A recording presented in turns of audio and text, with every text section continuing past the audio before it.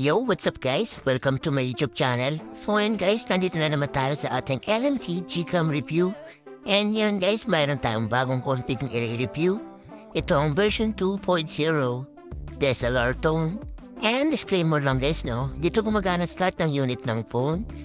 Yung LMC natin. Kaya kung gumana sa inyo, di maganda. So wag na natin patagarin, let's go!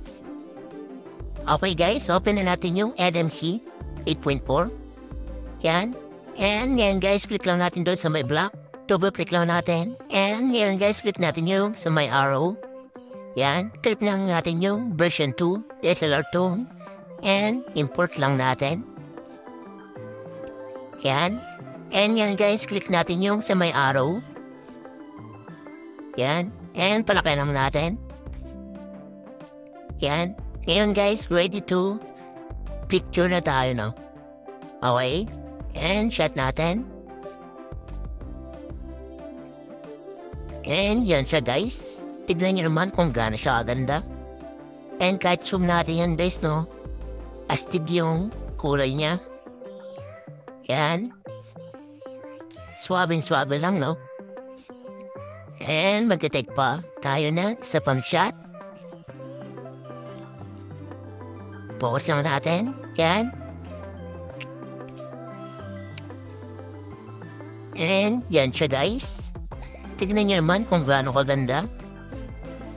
Ang ganda ng details niya guys, no? Pati zoom natin. And magtitake po tayo ng isa pang shot. Yan, focus lang natin. Yan guys. And guys nga pala, no? Di lang to sa mga picture. Pwede rin to sa tao. Maganda rin siya ipang shot sa mga tao, pang picture. Yan. Okay. And magtitake pa tayo na iba pang mga shot, no? Yan. Focus lang natin. And take a shot. And yan guys. Tignan nyo naman kung gaano siya kaganda. Yung Android phone mo, naging DSLR na. And magte-take pa tayo ng iba pang shot. Yan guys. And focus lang natin. And that's it. Yan. Wow na wow guys, no? Ganda. Sobrang ganda. Yan guys. And iba pang shot guys. Magte-take tayo.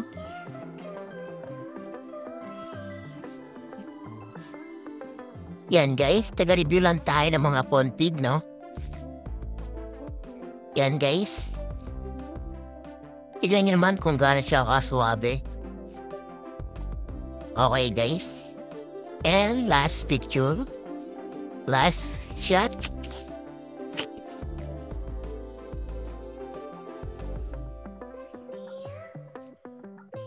And yan siya guys. Tignan nyo naman kung gaano kaganda. And yan guys. Download nyo na to sa may description box ko. Yan. Download nyo lang. Yung LMC 8.4. Yan guys. And open natin and install natin. Install natin.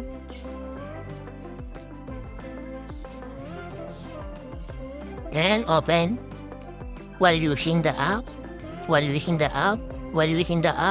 and alaw lang natin. And click lang natin yung done.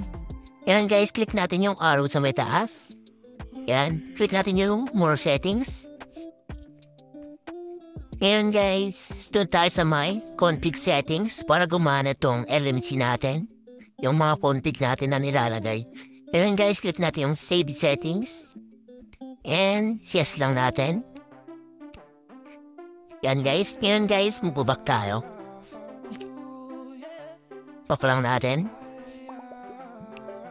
And yan siya guys. Meron na tayong XML. Yan, okay na. Pwede na tayo maglagay ng mga config. Yan guys. Dito tayo sa may Say Achiever. Kung wala kayo nito guys, mag-download lang kayo sa my Play Store. Say Achiever. Yan. And open natin. Ayan guys, dun tayo sa may download. Click natin yung download. Ayan yan guys, no? Click lang natin. Click lang natin ng matagal. Tapos, click natin yung sa may cut. Ayan guys, dun tayo sa may taas, sa may storage. Yan, sa may download. Click natin yung device storage. Yan. Click lang natin yung LMC. Tapos, click lang natin yung paste. Yan.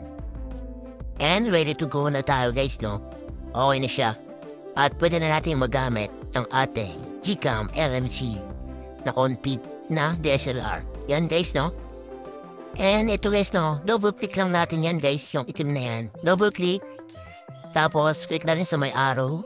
Click lang natin yung version 2 DSLR tone. Import lang natin. And that's it guys. And thank you for watching. Bye-bye.